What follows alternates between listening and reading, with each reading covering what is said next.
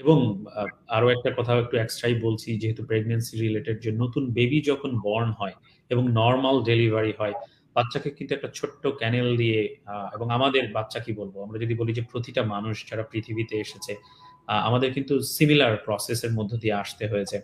এবং এই ছোট্ট জায়গা দিয়ে যখন আসে, আমাদের এই মাথার যে মস্তিষ্কের উপরে যে কাভারিং বোন, হেডের স্কাল বোন গুলো কিন্তু অনেক ফ্লুইড এবং মাঝখানে গ্যাপ থাকে। এটা স্মুশড হয়ে আসে।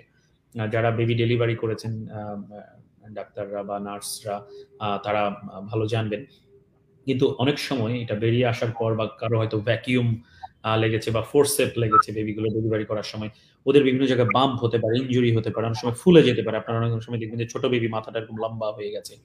সো এগুলার কিছু এফেক্ট হয়তো আমরা পরবর্তীতে বাচ্চাদের মধ্যে দেখি। কিন্তু এই বেবি জন্মের ১ দিন বা ২ দিন পরে অস্টিওপ্যাথিক ট্রিটমেন্টের মাধ্যমে মাথাগুলোকে কিন্তু সঠিক জায়গায় খুব সহজেই বসিয়ে দেয়া সম্ভব।